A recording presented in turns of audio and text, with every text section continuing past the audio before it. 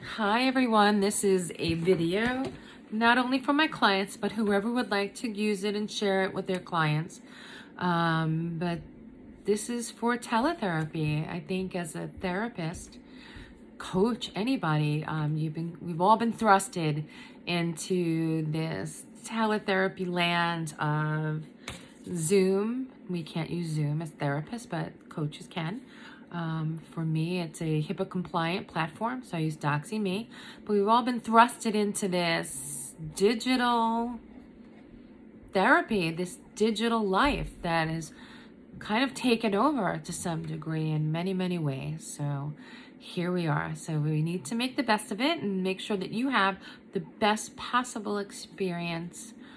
You're paying a lot of money to see a therapist, and you're here to solve problems, and you're here to not have distractions. So I want to honor that with providing you with a safe space and a confidential space and a quiet space, and also for you to honor that and to provide yourself with that so you get the best, most optimal experience in our work together. So there's really few important things I just want to go over. One is really, really simple. Make sure you're in a safe space. Make sure that you're in a space where you won't be overheard. And if someone can hear you, will that put you in jeopardy? Will that put you in danger? So do not engage in therapy with anyone if you're in a situation that's volatile where the other person, if they hear you, can put you in an unsafe circumstance. I'd rather have you do than therapy out in your car if you have to. So again, that's the most important thing. Make sure you're in a safe space. Secondly, get earbuds. They don't have to be anything expensive. Any earbuds will do, but have earbuds in. This way, no one hears what I'm saying to you. So that also helps with confidentiality, because if they hear anything, it's you just speaking in one way. So they don't hear the full dialogue. So that will also help protect confidentiality. So cheap earbuds. Another super, super important thing. I am looking straight at myself right now. So it's like, don't look up at the camera, because then it looks like you're looking up. Just look straight ahead, as if you're talking to yourself almost. So just look straight ahead, relax, and the dialogue will come very easy, come natural. It may take a session or two for you to get used to it, especially if you're used to conventional therapy, sitting in an office. This is definitely much different, but I don't think it's insurmountable. But again, it's up to you. If you feel like it's not for you, make sure that you tell me that after the first or second session. If it's not working for you, we can either delay our work together, or until we can actually see each other face to face.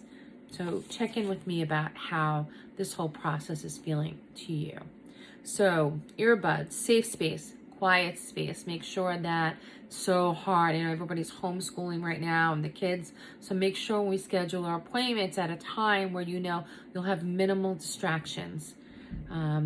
That's super important. You don't want people knocking on your door or even your window if you have a one story and you have kids. So just make sure that it's in a very quiet space and at a quiet time.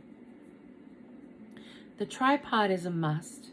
And I say that, and I'll show you why. A lot of times when I start therapy with people, especially people who are not used to doing this, like having Zoom calls and stuff like that, people will move with their phone. So they'll be talking to you, and they're like, yeah, I'm okay, and I'm not feeling so good today. And they kind of move around with their phone. I can't do that for an hour. I get so seasick. I'm the kind of person who watches a video and gets nauseous and has to take Dramamine. So please, I beg you, put your phone on a tripod, some solid surface. Make sure the bottom of your phone is not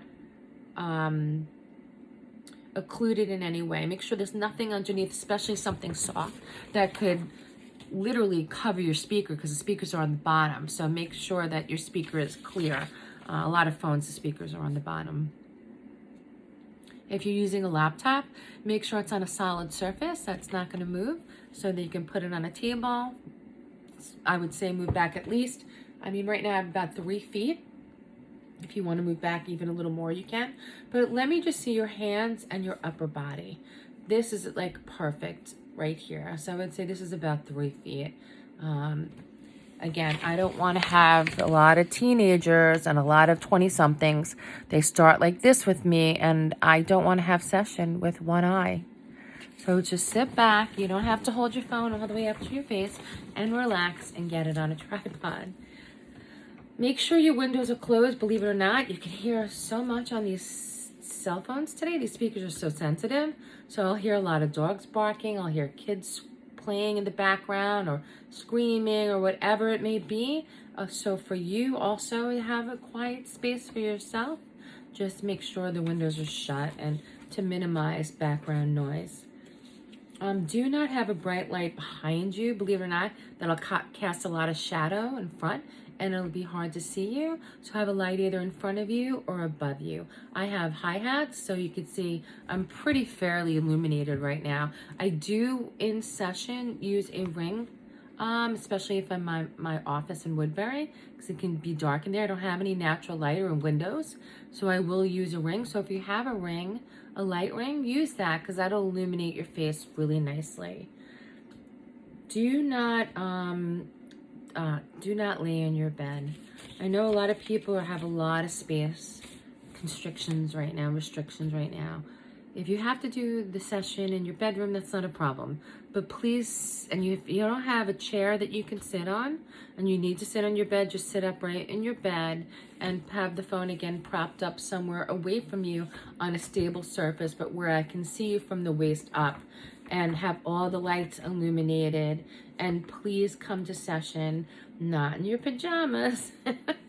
Think of it as a business meeting, right? If you were to meet with your boss on Zoom, how would you look?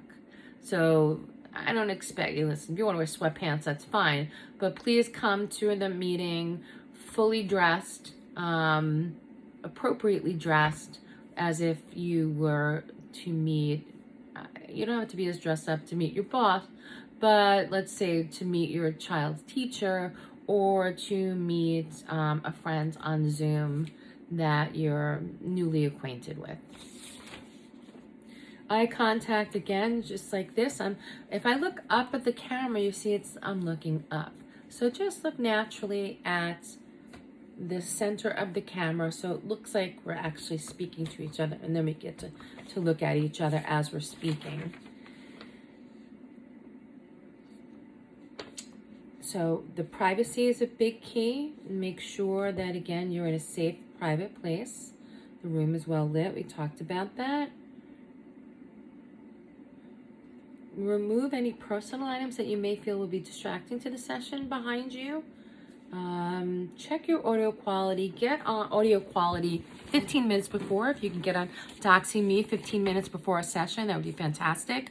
It'll tell you if you have enough bandwidth to really have the session and if you have a stable enough connection. So do that before. If you do not, then we'll have to do a phone session, a cell phone session.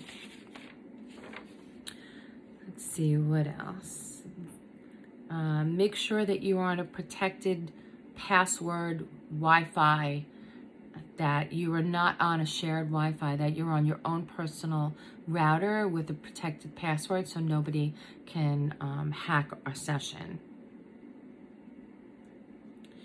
Make sure you give me a phone number. I have a phone number, so in the event that we are interrupted, I can call you and we can just continue with a phone call.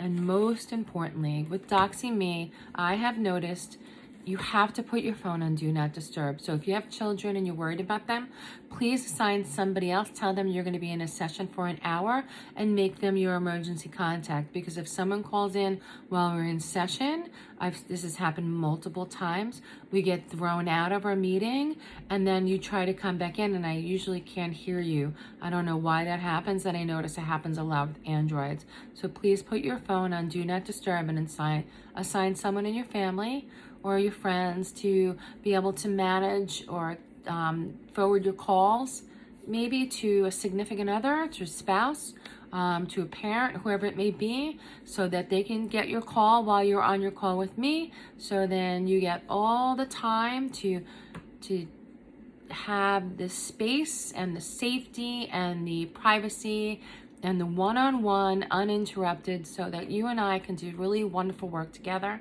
and we can help you with whatever's going on.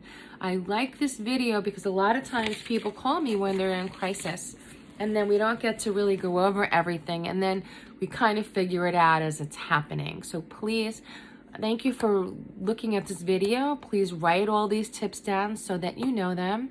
And most importantly, get your phone on a tripod or get your laptop on a stable surface in a well-lit area, a private area, so we can have a wonderful session with no interruptions. All right, thank you so much. Again, this is Lynn Polizzi, licensed clinical social worker in Woodbury, New York. My name and my practice is Hope is Healing, and I'm also offering now hypnotherapy for people, and that is called Hypno Bliss Therapy. So I'm looking forward to seeing you on our first session. Thank you.